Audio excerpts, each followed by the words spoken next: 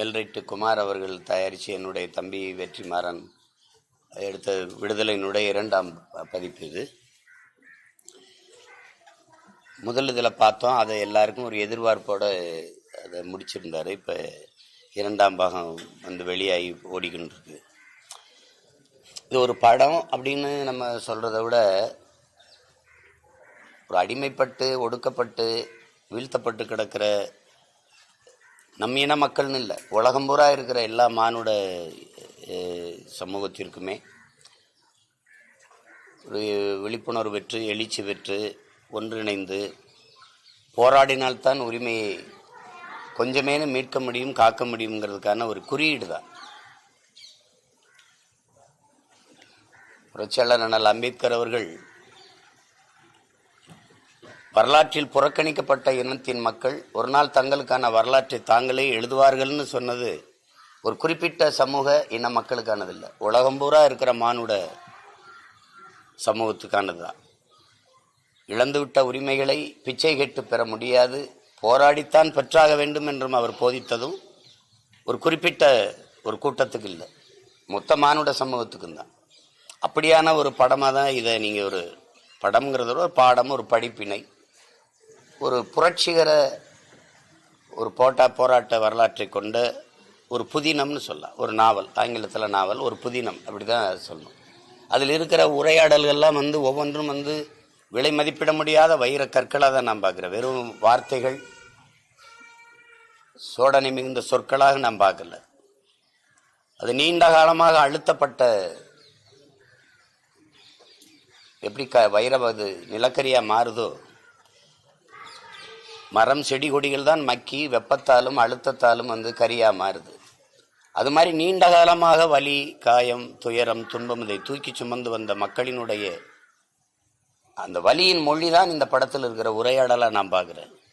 அது ஒவ்வொன்றுமே ஒரு தத்துவமாக வந்து விழுந்திருக்குது. அது வருங்கால பிள்ளைகளுக்கு எல்லாமே ஒரு கோட்பாடுகள். இது ஆகச்சிறந்த தத்துவத்தை இன்னொரு தலைமுறைக்கு ஒடுக்கப்பட்டு ஆழ்தளத்தில் அழித்து வைக்கப்பட்டு வீழ்த்தப்பட்ட ஒவ்வொரு இன மக்களுக்குமான ஒரு படிப்பினையாக தான், ஒரு பாடமாக தான் இதை பார்க்குறோம். குறிப்பாக இந்த தலைமுறையில் தமிழ் தேசிய இன பிள்ளைகள் நாங்கள் அனுபவிக்கிற துயர துன்பங்களை, கொடுமைகளை வெளிப்படையாகவும் நேரடியாகவும் இது மறைமுகமாக எப்படி பார்த்தாலும் எங்கள் தாத்தா கலியபெருமாள் அவர்களுடைய இது போராட்ட வரலாறு தான் இது. வாத்தியார் கலியபெருமாள் பெருமாள் வாத்தியாராக வர்றாரு. அவருடைய முடிவு இது இல்லை, அது தம்பி அவர் திரைக்கதைக்காக, திரைப்படத்திற்காக, அது ஒரு படைப்புக்காக அதை முற்று வச்சிருக்கிறார். இதில் எவ்வளவோ காட்சிகள் அப்போ நெகிழ்ந்து உருகி போகிற மாதிரி இருக்குது ஒவ்வொன்றும். அது கடைசி நொடிகள் வந்து ஒவ்வொன்றுமே ரொம்ப அருமையாக பண்ணியிருக்காரு. அவர் சொல்கிற விளக்கம், நீங்கள் ஒரு வண்டியை ஓட்டிகிட்டு போகிறீங்க, 5 பேர் ஒரு தெருவில் வேலை செஞ்சிட்ருக்காங்க, அவங்க மேலே வண்டி ஏறிடக்கூடாதுன்னு திருப்புறீங்க, இந்த பக்கம் ஒருத்தர் வேலை செஞ்சிட்ருக்காரு, இப்போ யார் மேலே ஏற்றுவீங்கலாம் அந்த உதாரணம்லாம் வந்து நடைமுறையில் இன்னைக்கு இருக்கிற அரசியல் சூழலை, யதார்த்தத்தை இதை விட எடுத்து சொல்லிட முடியாது. மனசை விட்டு நீங்காத எத்தனையோ இடங்கள் இருக்குது. அதில் கடைசியாக வாத்தியாரா வந்து அவர் தூக்கிக்கிட்டு வரும்போது தடுமாறி கீழே விட்டுறா. அப்போ என் தம்பி தமிழ் வந்து அவர் இது என்னடா பணத்தை கூட தூக்கிட்டு வர முடியாதா அப்படிங்கும்போது தம்பி சூரிய அப்படி நிமிந்து இப்படி பார்ப்பான் பாருங்கடே, அது பொணமாடா அப்படின்னு அந்த அந்த உணர்வு, அந்த அந்த ஒரு காட்சியெலாம் அப்படி நெகிழ வச்சிருது. இது இந்த தலைமுறைக்கு தேவை. எந்த ஒரு தத்துவம் வந்து தடுமாறி வீழுதோ அப்போ புதிய புதிய கோட்பாடுகள் பிறக்கும். இங்கே இப்போ இந்த மண்ணில் பறக்கிற புரட்சிகர அரசியல், நாங்கள் சொல்கிற தேசியன உரிமை, அதில் வருதில்ல தேசியனங்களின் தன்னுரிமைங்கிறது. நாங்கள் பேசுகிறதெல்லாம் தமிழ் இனத்துக்குன்னு நினைக்கிறாங்க, இல்லை, உலக பொதுமைக்கு எடுத்து வைக்கிறோம். ஒவ்வொரு தேசியனங்களின் உரிமை என்று நாங்கள் பேசுவது வந்து தெலுங்கர்களுக்கு, மலையாளிகளுக்கு, கன்னடர்களுக்கு, பீகாரிகளுக்கு, குஜராத்திக்கு, மராட்டியிற்கு, எல்லாருக்குமான, காஷ்மீரிக்கு, எல்லாருக்குமான தேசியனங்களின் உரிமையை தான் நாங்கள் கேட்குறோம். அப்படித்தான் பார்க்கணுமே ஒழிய இதை போய் இது ஃபாசிசம், இது செப்பரேட்டிசம், இது சாவனிசம் எல்லாம் பார்க்கறது அது சரி கிடையாது. இப்போ அந்த இதில் என்னோட உணர்வோட 100 விழுக்காடு பொருந்தி போகிற படம்ங்கிறனால எனக்கு ஒரு அளப்பெரிய என்ன சொல்கிறது மகிழ்ச்சி பெருமை. அப்படி ஒரு படைப்பை என்னுடைய அன்பு தம்பி வெற்றிமாறன் எடுத்திருக்கிறாங்கிறத எதை சொல்லி புகழ்றதுங்க. வேல்ராஜெலாம் நான்லாம் ஒரு குறிப்பிட்ட தூரம் போகும்போது நம்ம வேல்ராஜான்னு நினைக்கிற அளவுக்கு இருக்குது. ஆங்கில படங்களைப் போல அந்த நகர்வும் அந்த பனிக்காடுகளுக்குள்ள அவர் பயணித்த விதம், குறிப்பாக எங்கள் அப்பா இளையராஜா, அவர் எல்லாரும் சொல்கிறாங்க இந்த வயசுலேங்கிறாரு, எந்த வயசுலேயும் சிறப்பாக செய்வார். அவ்வளவு அசாத்தியமான இசையில் அந்த காடுகளுக்குள்ளே கூட்டிகிட்டு போகும்போது அந்த அதிர்வை அவர் இசையில் அவர் கொடுத்துருக்கிறது அசாத்தியம். ஒவ்வொரு கலைஞர்களும் அதில் அவ்வளவு சிறப்பான வச்சுக்காங்க. குறிப்பாக சேத்தன் ஐயா, ராஜீவ் மேனன், கௌதம் மேனன், என்னுடைய தம்பி சூரி, சேதுக்கு சொல்ல வேண்டியதே இல்லை. அவர் கூத்துப்பட்டையில் படித்து அவர் இவ்வளோ காலம் இருந்து போராடி திரைப்படத்தில் இப்போ கிட்டத்தட்ட 50 படங்களுக்கு மேலே போயிட்டார் அவர். ஆனாலும் இது அவர் படத்தில் அவர் திரையுலக வாழ்க்கையில் இது ஒரு பெரிய படைப்பு. அவர் சேதுக்கு இது ஒரு வரலாற்று கதாபாத்திரம். அதை எடுத்து அவ்வளவு நேர்த்தியாக செஞ்சிட்டார், சாதாரணமாக செஞ்சிட்டார். அவர் உடல் மொழியும் அந்த உரையாடல் உச்சரிப்பும் அவ்வளவு சிறப்பாக வந்துடுது. கடைசியாக அவர் அமுதன் கதாபாத்திரத்தில் என் தம்பி நான் கூட என்னடா நம்ம ஐயாவை சுட்டுட்டேன் அப்படின்னு கேட்டேன். அவ்வளவு அதில் ஒரு ஆகச்சிறந்த படைப்பு தமிழில். அது விடுதலை அப்படிங்கிறது முதல் பதிப்போ 2வது பதிப்போ ரெண்டுமே சிறந்த படைப்பு. இப்படி ஒரு படத்தை அவன் என் தம்பி வெற்றிமாறனுக்கு முழு சுதந்திரம் கொடுத்து எடுக்க விட்ட தயாரிப்பாளர் தம்பி ஒரு மணிகண்டன், அவருடைய நிறுவனத்தினுடைய குமார், அவன் தம்பியோட ஒத்துழைச்ச ஒரு கலை இயக்குனர் உதவியாளர்கள், அந்த மலைகளில் சாப்பாடு கொண்டு கொடுத்த தொழில்நுட்ப கலைஞர்கள், படத்தொகுப்பாளர், சண்டை காட்சி அமைத்த கலைஞர்கள் எல்லாருமே மிகுந்த பாராட்டுக்குரியவர்கள். ஒலிக்கலவை செய்த பொறியாளர் எல்லாருக்குமே என்னுடைய மனந்திறந்த பாராட்டுகளும் வாழ்த்துக்களும். இது உலக தமிழ் மக்கள் போற்றி கொண்டாட வேண்டிய ஒரு அரிய படைப்பை என்னுடைய தம்பி கொடுத்துருக்கிறாருங்கிறதுல எனக்கு பெருமையும் மகிழ்ச்சியும். வேற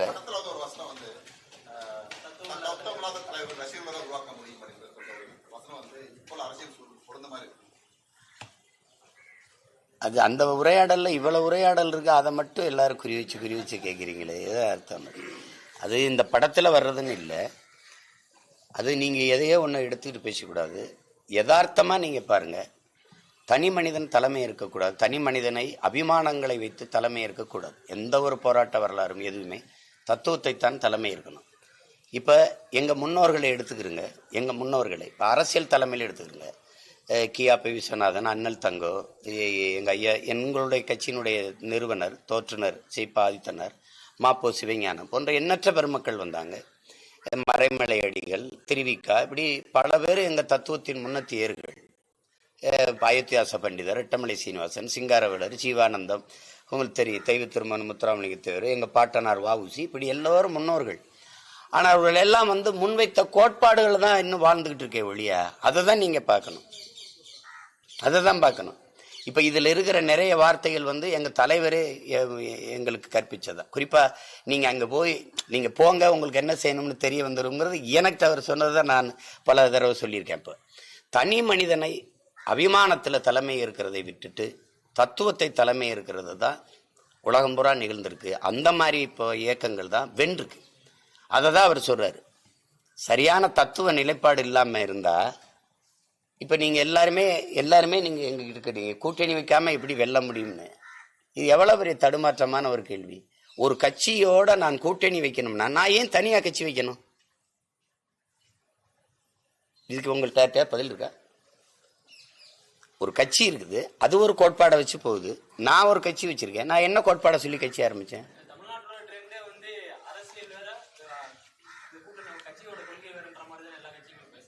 அதை விட ஆக சிறந்த ஏமாற்று ஒண்ணுமே கிடையாது. அது வேற. அது எப்படி நீங்க சொல்லுவீங்க? அரசியல் வேறனா அரசியல் யாருக்காக செய்யறது? பேசாதீங்க. கொள்கையை அடமானம் வைக்கிறது மாதிரி ஒரு கொடுமைங்க இருக்கா? கொள்கையற்ற அரசியலும் ஒரு பாவம்ங்கிறாரு. 10 பாவம் சொல்றாரு காந்தி, அதுல ஒண்ணு கொள்கையற்ற அரசியல்.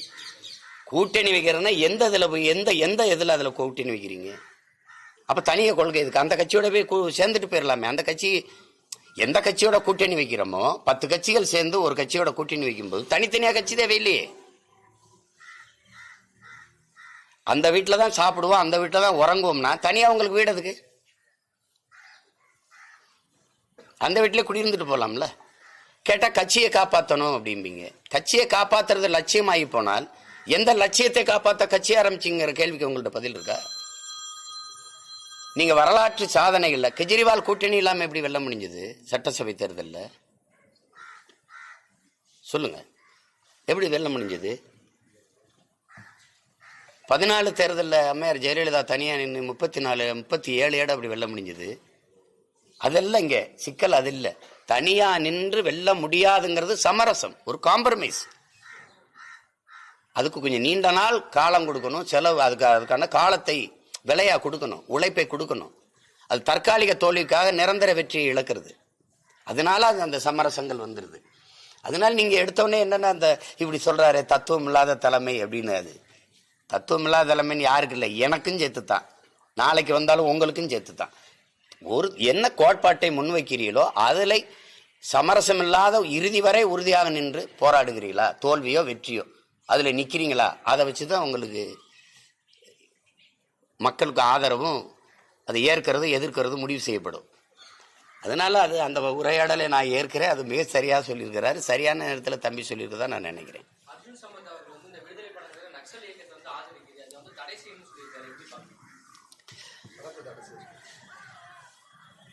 ஒரு மதத்தை போற்றுவது, மதம் சார்ந்த மக்களை மட்டுமே நலன் சார்ந்து பேசுவது, அதை மட்டுமே பேசுவதை விடவா ஒரு கொடிய நக்சல் இந்த நாட்டில் இருந்துட முடியும்? நக்சலுங்கிறது புனிதமான சொல், அதை போய் நீங்க திருப்பி பேசிக்காதீங்க.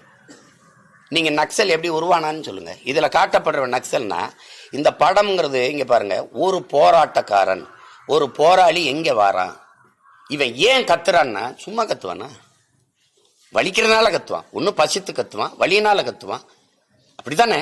அப்ப அது ஏன் கத்துறாங்கிறத நீங்க கேட்காம கத்துறான், சும்மா கத்துறான், பைத்தியக்கார மாதிரி கத்திக்கிட்டு இருக்கான், அப்படி பார்த்தா அப்படி நீங்க ஒவ்வொன்றுக்கும் இந்த நாட்டில் இருக்கிற நகர்ப்புற நக்சலுங்கிறீங்க, நக்சலுங்கிற கட்டமைக்கிறீங்க, பிரிவினைவாதிங்கிறீங்க, டெரரிசம்ங்கிறீங்க, சாவனிசம்ங்கிறீங்க, மாவோயிஸ்டுங்கிறீங்க. இவனுடைய பிறப்பு என்ன தம்பி? இவனுடைய பிறப்பு என்ன? இதையெல்லாம் கற்பிக்கிறது யாரு? அதிகாரம். அதிகாரம்ங்கிறது என்ன? இரக்கமற்ற குணமும் அரக்க மனமும் கொண்டதுதான் அதிகாரம். அதுக்கு காதுகளே கிடையாது, அது கண்ணு இருக்குது, கண்ணீர் கிடையாது. அகன்ற வாயும் நீள கால்களும் தான் உண்டு. கால்களை வச்சு மிதிக்கு நசுக்கும். நீங்க எது ஒண்ணு பேசினாலும் உரிமை, என் நிலத்தை எடுக்காத, என் வீடை இடிக்காத, என் வளத்தை எடுக்காத, ஐயோ என் மலையை வெட்டாத, என் வளத்தை சுரண்டாத, என் உரிமையை கொடு, எனக்கு வேலை கொடு, எனக்கு இதெல்லாம் கேட்டீங்கன்னா நீ இந்த காலை வச்சு நல்லா மிதிச்சு நசுக்கும். அந்த செயலை அகன்ற வாயை வச்சு பேசி நியாயப்படுத்தும். இதான் அரசு, இதான் அதிகாரம். இந்த அதிகாரம் சொல்றதையா கேட்குறீங்க நக்சல்னு? அநீதி எதிர்த்து போராடுறவன் தானே இங்க தேவைப்படுது. அப்புறம் அநீதி எதிர்த்து போராடி தானே நீ விடுதலை விட்ட. அப்ப பகத்சிங் நக்சலா, சுபாஷ் சந்திர போஸ் நக்சலா, அடக்குமுறை ஒடுக்குமுறை எதிர்த்து போரிட்டவன் எல்லாம் நக்சலா? அப்ப எப்படி பாக்குறீங்க நீங்க? இதெல்லாம் எது கொடுமை? அவங்க ஏதாவது சொல்லுவாங்க, என்னப்பா அவங்க கோட்பாடு இதுல சொல்லப்படல, இல்ல அவங்க கோட்பாடு சொல்லப்படல, ஒருவேளை அவங்க கருத்துக்கள் இதில் சொல்லப்பட்டிருந்தா ஆக சிறந்த படம்னு சொல்லுவாங்க. இது அடக்குமுறை ஒடுக்குமுறைக்கு எதிரான கிளர்ச்சியை சொல்லுது, போராட்டத்தை கற்றுக் கொடுக்குது, உயிரை விட உரிமை மேலானதுங்குது.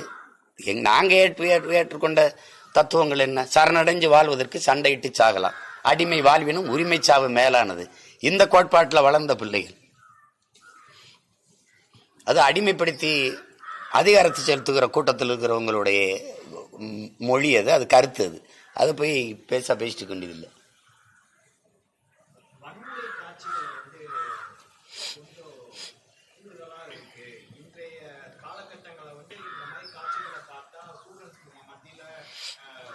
இந்த படம் வர்றதுக்கு முன்னாடி நிறைய கொலைகள் நடந்துருச்சு. இப்போ 20ஆம் தேதி தான் வந்திருக்கு. நீதிமன்ற வளாகத்திலையும் பள்ளிக்கூடத்தில் பிடிச்சுக்கிட்டு இருக்க வாத்தியாரை கொன்னது, நீதிமன்ற வளாகத்தில் கொன்னது, இதுகளெல்லாம் எப்படி? இதெல்லாம் இந்த படத்தை பார்த்து தான் போய் கொண்டாங்களா? இதுக்கு முன்னாடி கொலைகளே இல்லையா? வன்முறை இந்த நாட்டில் இல்லையா? 15 பேரை ஸ்டெர்லைட் ஆலை போராட்டத்தில் சுட்டு கொன்னது அதிகாரமா இல்லையா? அது மாதிரி காட்சி தானே இதில் இருக்குது. நீங்க அப்படிதான் பாக்குறீங்க. 20 பேர் ஆந்திர காட்டுக்குள்ள சுட்டு போட்ட அதிகாரத்தை யாருமே நீங்க கேள்வி கேட்கல. கேட்டா திருட வந்தாங்கிறீங்க. திருட வந்தா கைது பண்ணி சிறையில் தானே பொண்ணு, சுட்டு கொல்லணுங்கிறது நீதி இல்லையே. அப்படி ஒண்ணும் இல்லையே. அந்த அதிகாரத்தை நீங்க கேள்வி கேட்டீங்களா? கூலிக்கு வெட்ட வந்தவனை சுட்டு போட்டியில வெட்டி ஏத்துற முதலாளியை கைது பண்ணியான்னு நீங்க கேட்டீங்களா? ஏன் கேட்கல?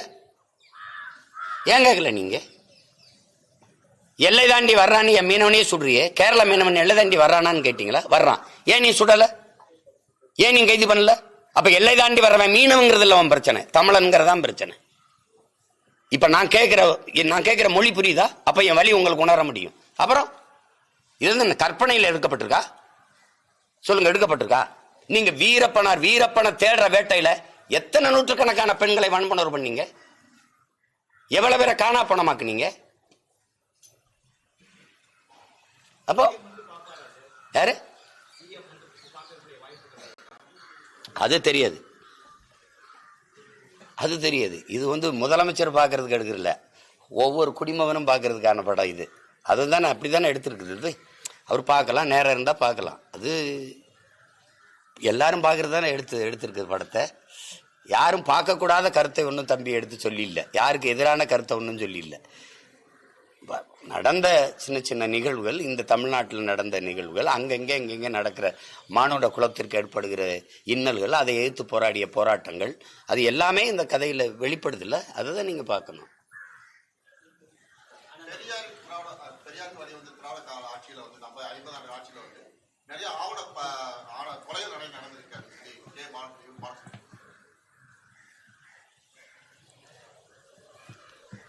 அது மறுக்க முடியாது.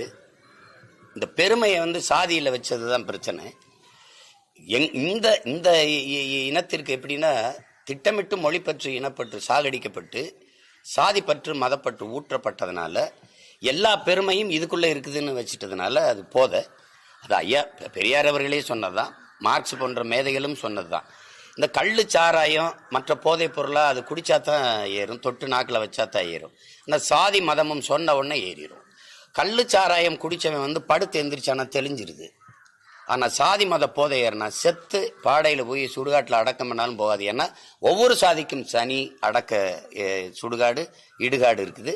செத்து அடக்கம் பண்ணி கல்லறையில கூட நீங்க சுப்பிரமணிய நாடார், ஆறுமுகத்தேவர், உங்களுக்கு தெரியும், இப்படி இப்படி ஒவ்வொரு பேர் இருக்குது. அப்ப அங்க அந்த கல்லறையில கூட அந்த சாதி தொங்கிக்கிட்டு இருக்குது. அது அப்ப அதனாலதான் இது ஒரு கொடிய நோய் ஆகி போயிடுச்சு. அந்த சாதி மேல ஒரு பெருமையை வச்சதுனால எது செத்தாலும் சரி தன் சாதி செத்துறக்கூடாது, எது செத்தாலும் சரி தன் மதம் செத்துறக்கூடாது அப்படிங்கிறதுனால இந்த கொலை விழுது.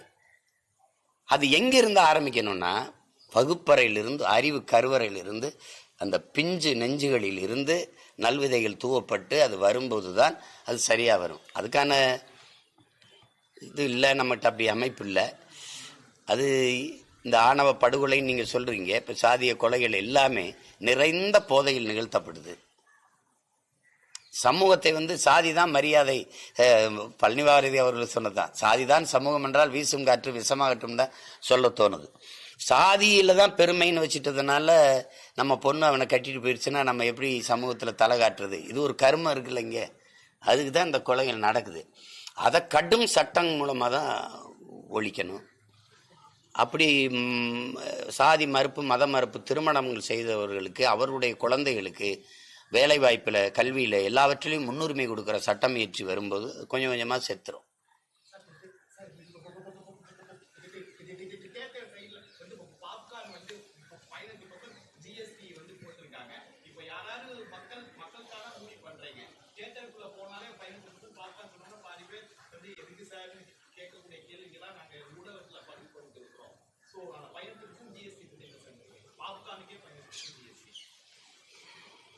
நான் மொத்தமாகவே எதிர்க்கிறேன், அதை வெறுக்கிறேன். உங்களுக்கு புரியுதுன்னு நினைக்கிறேன். நேற்று கூட ஒரு தம்பி கிரெட்டா அப்படின்னு ஒரு கார் வாங்கினேன்.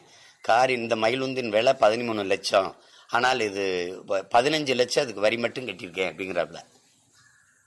நீங்கள் இந்த பாப்கார்ன் தானே உணவு பண்டத்தில் சொல்கிறீங்க. பார்வையற்றோர் எழுதி படிக்கிற தாள் இருக்குல்ல, அதுக்கு வரி உங்களால் நம்ப முடியுதா? இடுப்பு கீழே விளங்காத ஒரு பயணிக்கிற முற்சக்கர வாகனம் இருக்குல்ல, மாற்றுத்திறனாளிகள், அதுக்கு வரி. கேட்குற திறன் கருவி இருக்குல்ல, அதுக்கு வரி. இதையெல்லாம் எப்படி பார்க்குறீங்க? எல்லா கரும இளவு வரியும் எடுத்துட்டு போங்க. அந்த வரி வருவாய் இருக்குல்ல, என்னவா இந்த மக்களுக்கு திருப்பி வருதுன்னு ஒரே ஒரு தடவை சொல்லுங்க.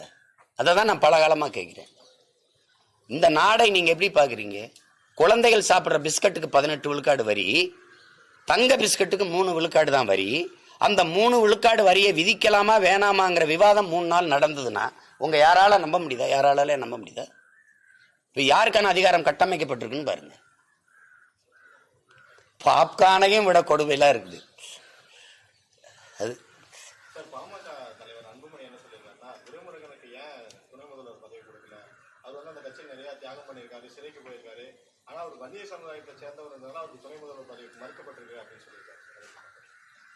நான் தான் முதல்ல அதை கேட்டேன். இப்போ பார்த்துருப்பீங்கன்னு நினைக்கிறேன். எங்கள் ஐயாவுக்கு கொடுக்கக்கூடாதான்னு கேட்டது நான் தான். அது முதல்ல அதை ஐயா சொல்லியிருக்கிறாங்க. அந்த ஆதங்கம் ஒவ்வொரு தமிழ் மகனுக்கும் இருக்கும். எங்கள் ஐயா அன்புமணிக்குன்னு இல்லை, எல்லா தமிழனுக்கும் இருக்கும். இப்போ நீங்கள் இப்படி பாருங்களேன், நீங்கள் சனாதனம்ங்கிறீங்க. சனாதனம் பிறப்பினாலே ஒருவருக்கு உயர்ந்த பதவி வந்திருக்குங்கிற அமைப்பு இருக்குல்ல, கிடைச்சிருங்கிற ஒரு அமைப்பு இருக்குல்ல, அதை எப்படி பார்க்குறீங்க? அதுதான் சனாதனம். இந்த இடத்துல அவர் பிறந்துட்டதுனாலேயே எளிதாக அவருக்கு அந்த பதவி வந்துடும், உயர் பதவி கிட்டிருங்கிற அமைப்பு இருக்குல்ல, அந்த நிலைமை இருக்குல்ல, அதுக்கு பேர் தான் சனாதனம். உங்கள் அப்பா இருப்பார், அப்புறம் நீங்கள் வருவீங்க, இப்போ நீங்கள் இருப்பீங்க, உங்கள் மகன் வருவார். இவ்வளவு பெரிய நாட்டுக்குள்ள இல்லாத துணை முதல்வர் உங்கள் வீட்டுக்குள்ளே தான் வருவாராங்கிற கேள்வி நீங்கள் எழுப்பி பார்க்கணும். அதுக்கு தான் நீங்கள் குடிவாரியாக கணக்கெடுங்கிறோம் நாங்கள். அப்படிதானே நீங்கள் பார்க்கணும். இப்போ நீங்கள் எந்த வழியில் எங்கள் ஐயா துரைமுருகனை தாண்டி தம்பி உதயநிதிக்கு தகுதி வந்துச்சுன்னு கொடுத்தீங்க? அந்த கேள்வியை கேட்க வேண்டியது. கேட்டால் அது திமுகவின் உட்கட்சி பிரச்சனைன்றீங்க. நீங்கள் முற்போக்கு பேசுனீங்க, சுயமரியாதை பேசுனீங்க, எல்லாம் பேசுனீங்க, பகுத்தறிவு பேசுனீங்க. கடைசியா நீங்க முற்போக்குவாதிகளை, சீர்திருத்தவாதிகளை, புரட்சியவாதிகளை உருவாக்குவதில் கொத்தடிமைகளை உருவாக்கி வச்சுட்டீங்க. ஒரு முன்னாள் சட்டமன்ற உறுப்பினரே இனமான பேராசிரியர் விருதை பெற்றுட்டு அவரே பேசுறாரு, எங்களை கலைஞர் வீட்டினுடைய கொத்தடிமைகள் என்று கூட சொல்லுங்கள், எங்களுக்கு பெருமைதான் பேச வச்சுட்டீங்க. நான் சொல்லல, அவரே சொல்றாரு நாங்க கொத்தடிமைகள் தான். இதை நம்ம 2 பேரும் பேசி என்ன இருக்குது? முதல்ல இந்த மாதிரி கொடுக்க போறாங்கும் போதே நான் தான் இதை பேசினேன். இப்ப என்னுடைய பேச்சு இருக்கு, காணொலியில இருக்கு. ஏன் நீங்க எங்க ஐயாவுக்கு கொடுக்க கூடாது அப்படின்னு அப்ப கூட சொன்னேன். இடைக்கால இவர் அமெரிக்கா போகும்போது இடைக்கால முதல்வர் எடுக்க போறதா கூட பேச்சு வந்தது. அந்த வாய்ப்பையாவது எங்க ஐயாவுக்கு கொடுங்கன்னு கூட நான் பேசினேன். அண்ணா காலத்திலிருந்து ஐயா கருணாநிதி அவருடைய காலத்திலிருந்து வந்த ஒருத்தர். இவருக்கு எம்ஜிஆர் காசுல படிச்சவர் இவரு. அவர் நினைச்சிருந்தா எம்ஜிஆர் கூடவே இருந்திருக்கலாம். அவ்வளவு இது அது. இப்ப அதை போய் நம்ம பேசி ஒண்ணும் இல்லையே. நம்ம இதை கேட்கிற எல்லாருக்கும் உங்களுக்கு வருத்தம் வருதா? அதுல இருக்கா? எனக்கு இருக்கு, கோபம் இருக்கு, உங்களுக்கு இருக்கா? அப்படி ஒவ்வொருத்தருக்கும் கோபமும் வருத்தம் வந்துச்சுன்னா சரியாயிடும்.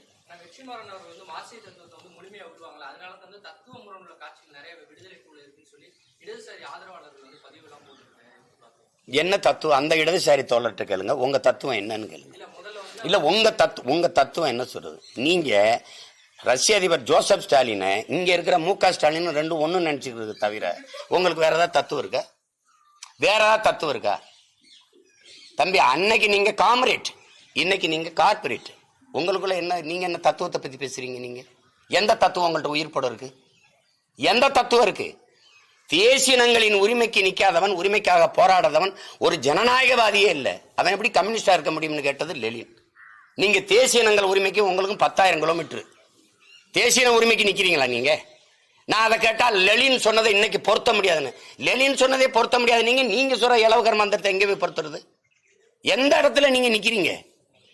மொழிக்கு நிக்க மாட்டீங்க, நிலம் வளத்துக்கு நிக்க மாட்டீங்க, அப்புறம் இனம் கிடையாது, இன உரிமை கிடையாது. எந்த இடத்துல நிப்பீங்க? என்னுடைய பண்பாடு, என்னுடைய கலை இலக்கியம், என்னுடைய வழிபாடு எதுக்கு இல்லை? கலை இலக்கியம்னு ஒன்று வச்சுட்டு இருந்தீங்க, அது எங்க இருப்பா? அது எங்க? அதுவும் இல்லை. நீங்க போய் இதுல அது தத்துவத்தை உள்வாங்கல. இது எப்படி இருக்கு? கொடுமைதான். உள்வாங்கியதாலதான் அவனுக்கு இந்த படத்தை எல்லாம் இப்படி படைக்கணும்னு தோணுது. அதெல்லாம் சொல்லிட்டு இருக்காதீங்க. நீங்க இப்ப உட்கார்ந்து இருக்கிற நான் எங்க இருந்து வந்தேன்றீங்க. பல பேர் ஒரு வேர் இல்ல, திராவிட வேர் மட்டும் இல்ல, மார்க்சிய வேறு, மாக்கா ஈக்கா எல்லா இடத்துலயும் நின்று இங்கிருந்து வந்தால்தான்.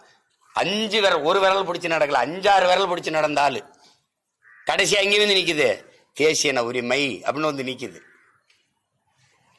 இதுலயே படம் முழுக்க பாருங்க. அப்படி வந்து வந்து வந்து அந்த தமிழ் தேசிய அப்படிங்கறதெல்லாம் நீங்க அமைதிப்படுத்துற அளவுக்கு அச்சம் வருது உங்களுக்கு. நாடு தமிழ்நாடு தானே, அப்ப தேசம் தமிழ் தேசம் தானே. இங்கு வாழுகிற மக்களின் மொழி, கலை, இலக்கியம், பண்பாடு, அவங்களுக்கான ஒரு உரிமைக்கு ஒரு அரசியல் இருக்குல்ல. அந்த அரசியலை பேசுறதுல உங்களுக்கு எதுக்கு இவ்வளவு பதட்டம் வருது? எதுக்கு இவ்வளவு பதட்டம் வருது? அப்ப குருதி சுமசா சொன்னதுதான், நாங்கள் மொழி, இனம், நிலம், வளம் என்றெல்லாம் பேசும்போது உங்களுக்கு ஒரு நடுக்க வருதுன்னா உங்க அடித்தளத்தை என் தாய் நிலத்தில் கட்டமைச்சிட்டீங்கன்னு பொருள். அதான் அவர் சொல்லுது. நீங்க சாதி மதங்களை வச்சுக்கிட்டு சாராயம் பணத்தை வச்சு வண்டி ஓடிக்கிட்டு இருந்தீங்க. நாங்க வந்து மொழி, இனம், நிலம், வளம், காடு, மலை, ஆறு, அருவின்னு பேசணுன்னே உங்களுக்கு வேற அரசியலுக்கு மக்கள் திரும்புறாங்கன்னு நடுக்க வருது. நீ இந்த 1000-500 வேலை செய்யாது போல இருக்குன்னொன்னே நடுக்க வருது. சாராய கடையை வச்சு வண்டி ஓட்டணும், சாராய கடையை மூடுறான்னு சொல்லிட்டு மக்களே போராடுறாங்கன்னு உங்களுக்கு பயம் வருது. அதுதான் அது. அதை ஏற்கலை நான். அது அது சும்மா அதெல்லாம் எதையோ சொல்றது.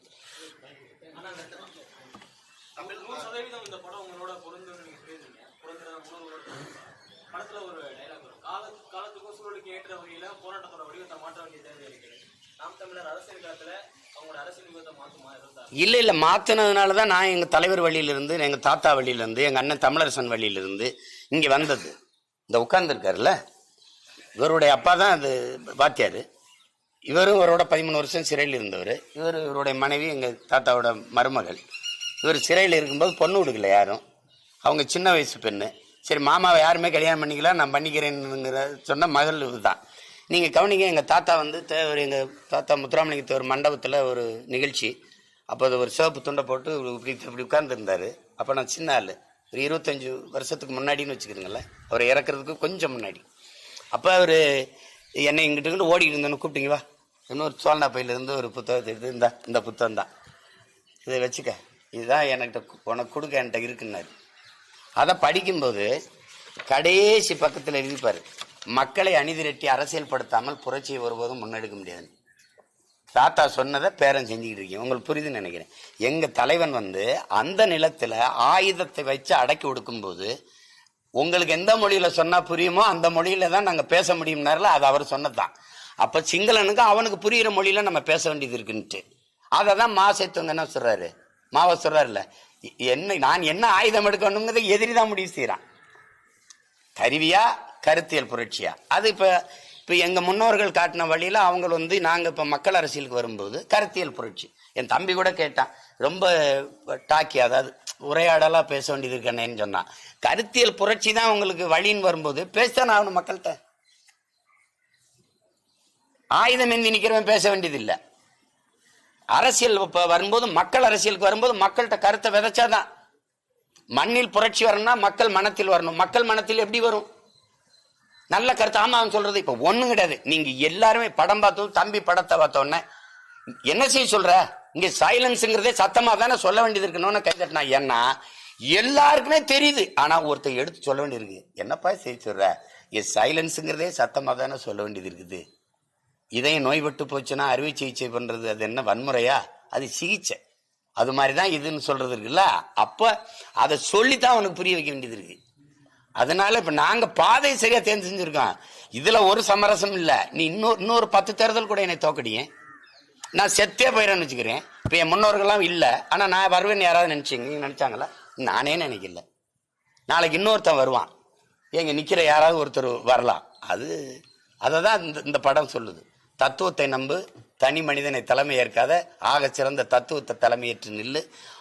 தனி மனிதன் மாறலாம், தத்துவம் மாறாதுங்குது.